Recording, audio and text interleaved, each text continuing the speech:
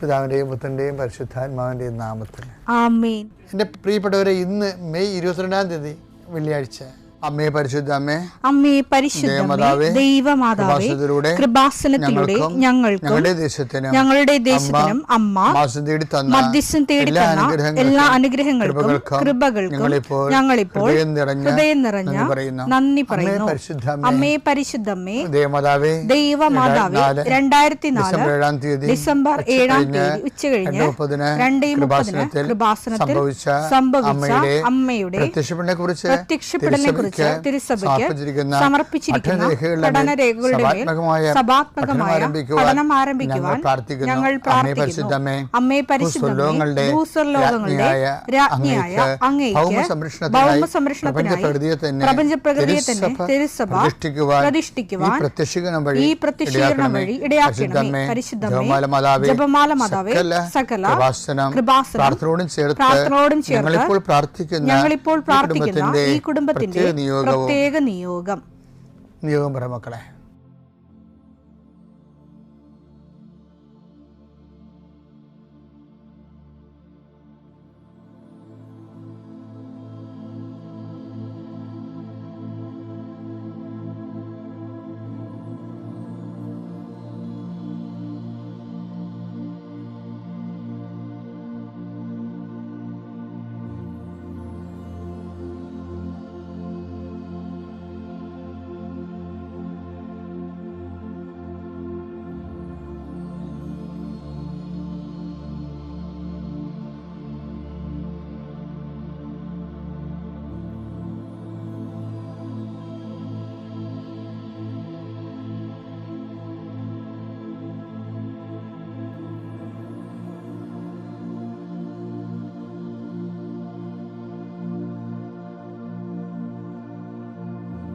അമ്മയുടെ പ്രത്യക്ഷീകരണത്തിന്റെ ഈ അനുഗ്രഹവേളയിൽ ഞങ്ങൾക്ക് സാധിച്ചു തരുവാൻ കനിയണമേ. ആമേൻ. വിശ്വാസ പ്രമാണം. സർവശക്തനായ പിതാവും ആകാശത്തിന്റെയും ഭൂമിയുടെയും സൃഷ്ടാവുമായ ദൈവത്തിൽ ഞാൻ വിശ്വസിക്കുന്നു. അവിടുത്തെ ഏകപുത്രനും ഞങ്ങളുടെ കർത്താവുമായ ഈശോ മിശിഹായിലും ഞാൻ വിശ്വസിക്കുന്നു.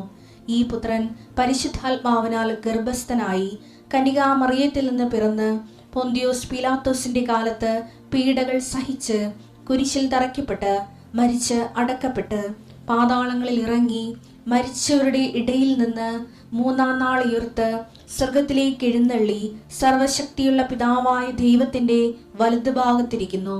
അവിടെ നിന്ന് ജീവിക്കുന്നവരെയും മരിച്ചവരെയും വിധിക്കുവാൻ വരുമെന്നും ഞാൻ വിശ്വസിക്കുന്നു. പരിശുദ്ധാത്മാവിലും ഞാൻ വിശ്വസിക്കുന്നു. വിശുദ്ധ കത്തോലിക്കാ സഭയിലും പുണ്യവാന്മാരുടെ ഐക്യത്തിലും പാപങ്ങളുടെ മോചനത്തിലും ശരീരത്തിന്റെ ഉയർപ്പിലും നിത്യമായ ജീവിതത്തിലും ഞാൻ വിശ്വസിക്കുന്നു. ആമേൻ. സ്വർഗ്ഗസ്ഥനായ ഞങ്ങളുടെ പിതാവേ, അങ്ങയുടെ നാമം പൂജിതമാകണമേ. അങ്ങയുടെ രാജ്യം വരണമേ. അങ്ങയുടെ തിരുമനസ് സ്വർഗത്തിലെ പോലെ ഭൂമിയിലും ആകണമേ. അന്നു വേണ്ടുന്ന ആഹാരം ഇന്ന് ഞങ്ങൾക്ക് തരണമേ. ഞങ്ങളോട് തെറ്റ് ചെയ്യുന്നവരോട് ഞങ്ങൾ ക്ഷമിക്കുന്നത് പോലെ ഞങ്ങളുടെ തെറ്റുകൾ ഞങ്ങളോടും ക്ഷമിക്കണമേ. ഞങ്ങളെ പ്രലോഭനത്തിൽ ഉൾപ്പെടുത്തരുതേ, തിന്മയിൽ ഞങ്ങൾ രക്ഷിക്കണമേ. ആമേൻ. നന്മ നിറഞ്ഞ മറിയമേ, സ്വസ്തി. കർത്താവ് അങ്ങയുടെ കൂടെ സ്ത്രീകളിൽ അങ്ങ് അനുഗ്രഹിക്കപ്പെട്ടവളാകുന്നു. അങ്ങയുടെ ഉദരത്തിൻ ഫലമായി ഈശോ അനുഗ്രഹിക്കപ്പെട്ടവനാകുന്നു. പരിശുദ്ധ മറിയമേ, തമ്പുരാന്റെ അമ്മേ, പാപികളായ ഞങ്ങൾക്ക് വേണ്ടി ഇപ്പോഴും ഞങ്ങളുടെ മരണസമയത്തും തമ്പുരാനോട് അപേക്ഷിക്കണമേ. ആമേൻ. കർത്താവേ, നിന്റെ ഉന്നതമായ നാമത്തിന് സ്തോത്രം ചെയ്യുന്നു. കർത്താവേ, നിന്റെ വിശുദ്ധ പൗരോഹിത്യത്തെ മഹത്വപ്പെടുത്തണമേ. കർത്താവേ, പ്രാർത്ഥന എത്ര ലളിതമാണെങ്കിലും എളിയതാണെങ്കിലും ഇതുകൊണ്ട് എന്താണ് ഉദ്ദേശിക്കേണ്ടത്? കർത്താവേ, നീയാണ് ഉദ്ദേശിക്കേണ്ടത്. നാനാവിധ രോഗികളെ കർത്താവേ നിന്റെ വിശുദ്ധമായ രക്തം തളിക്കണമെന്ന് പ്രാർത്ഥിക്കുന്നു. ഡിപ്രഷൻ വന്നു പോയവർ, മനസ്സിടിഞ്ഞവർ, ഇപ്പോൾ കാണുന്നത് പോലെ നെഞ്ചിൻ്റെ ഉള്ളിൽ മുഴയുള്ളവരെ കർത്താവ് സ്പർശിക്കണമേ എന്ന് കണ്ണീരോടെ പ്രാർത്ഥിക്കുന്നു. ഉടലിൽ നിന്ന് വെള്ളം വന്നുകൊണ്ടിരിക്കുന്നവരെ കർത്താവ് സുഖപ്പെടുത്തുന്നുണ്ട്. കർത്താവ് അടിവയറ്റിലെ വേദനകളും മുഴുവൻ എല്ലാത്തരം അസ്വസ്ഥതകൾ, ഭാരങ്ങൾ, എന്തോ കെട്ടിയിരിക്കണ പോലെ തോന്നുന്ന അവസ്ഥകൾ കർത്താവിൻ്റെ നാമത്തിൽ സൗഖ്യമാകട്ടെ എന്ന് ഈശോനാമത്തിൽ പ്രാർത്ഥിക്കുന്നു. കർത്താവെ, ഇന്ന് ജോലി അന്വേഷിച്ച് പോകുന്നവരെ കർത്താവ് ഓപ്പറേഷന് വേണ്ടി ഒരുങ്ങിക്കൊണ്ടിരിക്കുന്നവരെ, ഓപ്പറേഷൻ 2.5 മണിക്കൂർ ഉണ്ടാകുമെന്ന് കേട്ടപ്പോഴൊരു പ്രയാസം നേടുന്നവരെ, അതിനെക്കുറിച്ച് ഭയങ്ങൾ തോന്നുന്നവരെ, എല്ലാ ഓപ്പറേഷനുകളെയും കർത്താവിൻ്റെ നാമത്തിൽ ഞാൻ ആശീർവദിക്കുന്നു. കർത്താവ് പ്രസവത്തിലെ കുഞ്ഞിന് വെയിറ്റ് കൂടുതലാണ്, സിസേറിയൻ വേണമെന്ന് പറഞ്ഞപ്പോൾ അങ്ങനെ പറഞ്ഞിരിക്കുന്നവർ, അങ്ങനെ ഓരോരോ വിഷയത്തിൽ പ്രസവ സംബന്ധമായ വിഷയങ്ങളിൽ വിഷമിക്കുന്നവരും വേദനിക്കുകയും വീർമുട്ടുകയും ചെയ്യുന്നവരുടെ എല്ലാ ഭാരങ്ങളും മാറി മാതാവ് പ്രസവത്തിൻ്റെ ഓപ്പറേഷൻ്റെ ടൈമിൽ അല്ലെങ്കിൽ പ്രസവത്തിൻ്റെ സമയം നിൻ്റെ കൂടെ കൈ പിടിച്ചുകൊണ്ട് പരിശുദ്ധ അമ്മയെ നിന്നെ ഏൽപ്പിക്കുന്നു. പിതാവും പുത്രനും പരിശുദ്ധാത്മാവായ സർവ്വേശ്വര എന്നേക്കും ആമേൻ. എൻ്റെ പ്രിയപ്പെട്ടവരെ, ഇന്ന് വളരെ പ്രധാനപ്പെട്ടൊരു വചനമാണ് വായിക്കുന്നത്. പരിശുദ്ധാത്മാവിൻ്റെ ഫലമാണ് നമ്മൾ വായിക്കാൻ പോകുന്നത്. വിവേചനം, ഡിസേൺമെൻ്റ് എന്ന് പറയും. ഡിസേൺമെൻ്റ് എന്ന് പറഞ്ഞു കഴിഞ്ഞാൽ ഒരു വിഷയം കേൾക്കുമ്പോൾ ആൾക്കാരുടെ മുഴുവൻ പ്രശ്നം എന്താണെന്ന് അറിയാമോ? ഡിസേൺമെൻറ്റിൻ്റെ വയറ് വിട്ടിരിക്കുന്നതാണ് എല്ലാവരുടെയും പ്രശ്നം എന്ന് എനിക്ക് തോന്നിയിട്ടുണ്ട്. എന്ന് ഒരു സാധനം അത് നല്ലതാണോ ചീത്തയാണോ, അതിനാ ഡിസേൺമെൻറ്റ്. വിവേചനം എന്ന് പറയും. വിവേചനം വിവേചനം വരവാ.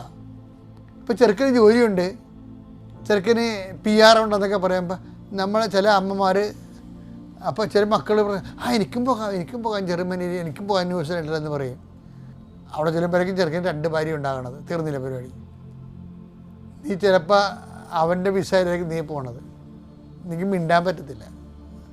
അപ്പോൾ നല്ലതാണോ ചീത്തയാണോ എന്ന് അറിയത്തില്ല. അതിനാണ് അപ്പോൾ മനുഷ്യന് ഏറ്റവും അത്യാവശ്യം ഈ കണ്ട പണിയെല്ലാം ആൾക്കാർ വാങ്ങിച്ചിരിക്കുന്ന വിവേചനം വരെ ഇല്ലാത്തത് കൊണ്ടാണ്.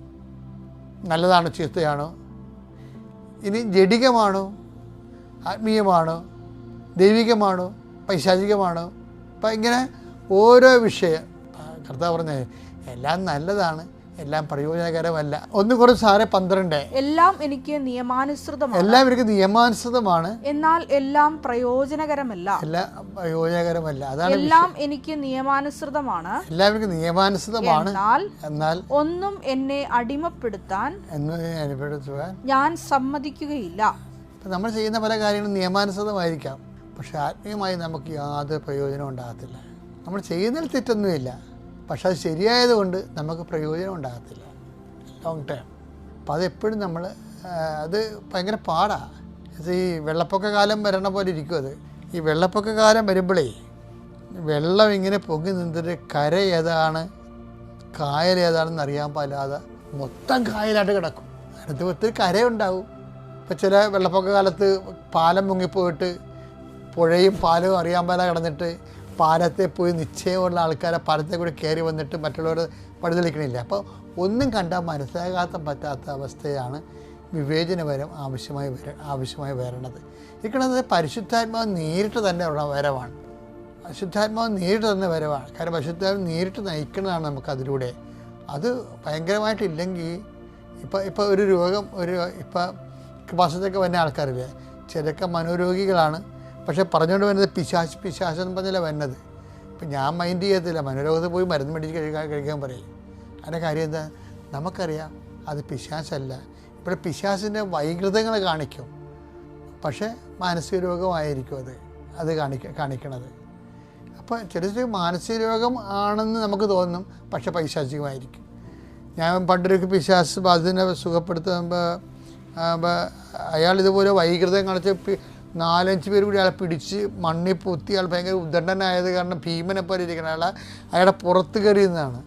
അപ്പോൾ ഞാൻ ചെന്നപ്പോൾ എനിക്ക് മനസ്സിലായത് മാനസികരോഗമല്ല, അത് പിശാചാണെന്ന് പറഞ്ഞപ്പോൾ ഞാൻ എന്ത് ചെയ്യുന്നറിയാം, Lord Jesus Christ pour out his spirit, the fire finger soak with the precious blood, Lord infuse his spirit, that with his power, devil's legions, Satan, Satan, may creation be dispelled and torn off in the name of Jesus. In the name of Jesus പറഞ്ഞതോടുകൂടി ഇവരങ്ങ് ചൊട്ടിപ്പോയി. അപ്പം കർത്താവ് അപ്പം ഞാൻ ശരിക്കും പറഞ്ഞാൽ അവരെല്ലാവരും മുട്ട നിൽക്കുകയായിരുന്നു. ആ സമയത്ത് ഒരു 2-3 പേരാണ് എൻ്റെ മുതുകത്ത് കയറിയിരുന്നത്, ബാക്കി കൂടെ വന്ന് എല്ലാവരും മുട്ട നിൽക്കുകയായിരുന്നു ഞാൻ വിശ്വാസപ്രമാണം ചൊല്ലിയിട്ട് പ്രാർത്ഥിക്കുമ്പോൾ. പക്ഷേ in the name of Jesus പറഞ്ഞപ്പോൾ ബലൂന് സൂചി കുത്തിയ പോലെ ഇവൻ ചൊട്ടിപ്പോയി. അപ്പോഴാണ് ഞാൻ മുട്ട ചെയ്യുന്നത്. എന്താണെന്നറിയാമോ, നെയിം ഓഫ് ജീസസ് ഭയങ്കര സംഭവമാണ്. പക്ഷെ പട്ടം കിട്ടി ഒരു 2 കൊല്ലം കഴിഞ്ഞപ്പോൾ തന്നെ കർത്താവിൻ്റെ നാമത്തിൻ്റെ ശക്തിയെക്കുറിച്ച് എനിക്ക് നല്ല ബോധം ദൈവം തന്നത് ഈ ഒരു ഇൻസിഡൻറ്റ് എൻ്റെ ജീവിതത്തിൽ ഞാൻ എഴുതിയിട്ടുണ്ട്. അപ്പോൾ അത് വിവേചനമാണ് വരുന്നത്. വിവേചനം പിതാവിൻ്റെയും പുത്രൻ്റെയും പരിശുദ്ധാത്മാവിൻ്റെ നാമത്തിൽ.